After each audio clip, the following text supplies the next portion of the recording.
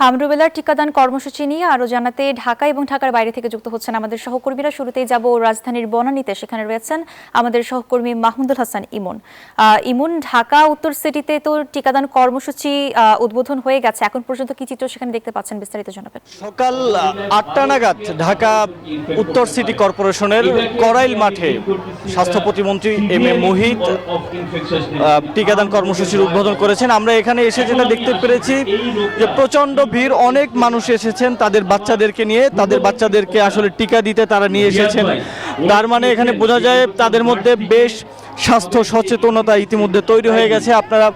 আপনাদেরকে যদি একটু দেখাতে চাই, আপনারা দেখতে পারবেন যে এখানে অনেক মানুষ, প্রায় 600-700 মানুষের উপস্থিতি আমরা দেখতে পাচ্ছি, যারা আসলে টিকা কেন্দ্রের অপেক্ষাগার যেখানে আছে তারা সেখানে রেজিস্ট্রেশন করছেন এবং তাদের টিকার যে কার্যক্রম ধাপে ধাপে সেদিকে আগাচ্ছেন।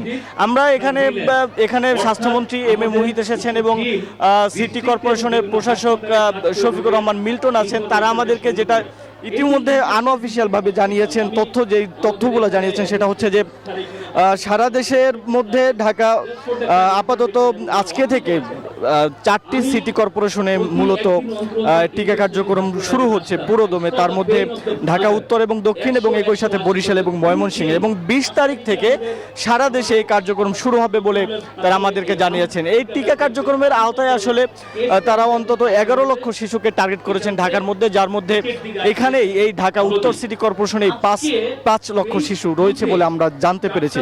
এবং তারা আমাদেরকে আরও যেটা জানিয়েছেন যে আসলে শিশুদেরকে আসলে 9 মাসে একটি টিকা এবং 15 মাসে আরেকটি টিকা দিতে হবে, তাহলে এই টিকা তাদের শরীরে আসলে কাজ করবে।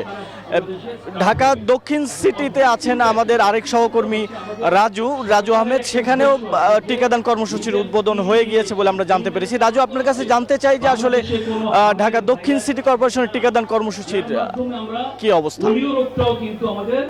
ধন্যবাদ। আসলে আপনি যেমনটি বলছিলেন যে দেশের আসলে হামের যেই প্রাদুর্ভাব, সেই প্রাদুর্ভাবে আসলে দুশ্চিন্তায় আছেন যারা শিশু এবং যারা অভিভাবকরা আছেন তারা। কারণ এখন পর্যন্ত আমরা জানি যে এই হামের প্রকোপে সারা দেশে প্রায় 150 জন শিশু নিহত হওয়ার বা মারা যাওয়ার খবর আমরা আসলে পেয়েছি।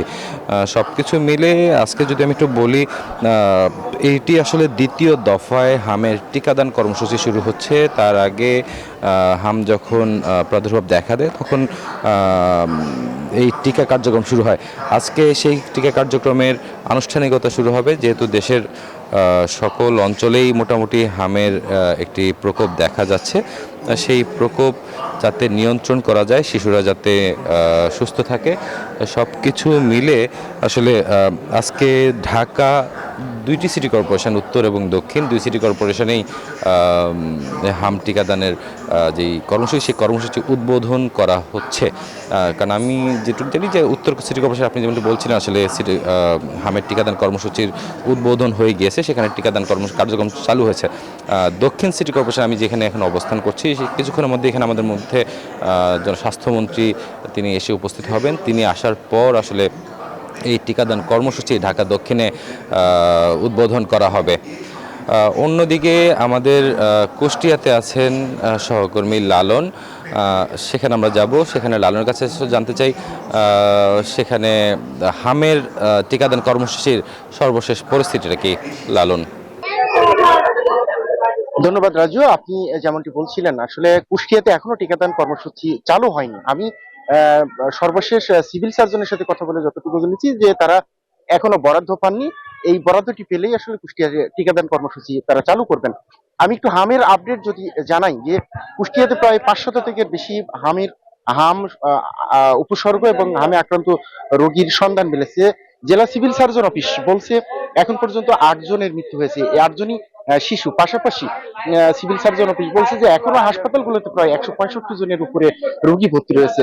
এর মধ্যে কুষ্টিয়া মেডিকেল কলেজ হাসপাতাল এবং কুষ্টিয়া সদর হাসপাতাল, এই দুটি হাসপাতালে বিশেষায়িত ওয়ার্ড চালু করা হয়েছে, যে ওয়ার্ডগুলোতে হামে যারা আক্রান্ত, এই হামে আক্রান্ত রোগীদের ভর্তি রেখে চিকিৎসা দেওয়া হচ্ছে। পাশাপাশি আরো একটি ওয়ার্ডকে প্রস্তুত রাখা হয়েছে যেখানে বাড়তি রোগীর চাপ সামলাতে এবং যারা হামে আক্রান্ত হয়ে হাসপাতালে চিকিৎসা নিতে আসবেন তাদেরকে চিকিৎসা সেবা নিশ্চিত করার জন্য আসলে এই ওয়ার্ডটি চালু রাখা হয়েছে। আমি এই হাসপাতালগুলোর তত্ত্বাবধায়ক এবং যারা হাসপাতালগুলোর পরিচালনার সাথে জড়িত রয়েছেন তাদের সাথে কথা বলেছি। তারা যেটি বলছেন যে এই যারা হামের উপসর্গ এবং আক্রান্ত হয়ে হাসপাতালগুলোতে আসছেন তাদেরকে চিকিৎসা সেবা নিশ্চিত করা সহ তাদের সব ধরনের সহায়তা করা হচ্ছে। পাশাপাশি রোগীদের পক্ষ থেকে বা রোগীর অভিভাবকদের পক্ষ থেকে বলা হচ্ছে যে এই হাসপাতালগুলোতে চিকিৎসা সেবা তারা পেলেও চিকিৎসা সরঞ্জাম আমাদের ব্যাপক ঘাটতি রয়েছে। বিশেষ করে ওষুধগুলো প্রায় সবই বাইরে থেকে কিনা লাগছে, যাতে করে যারা গরিব এবং অসচ্ছল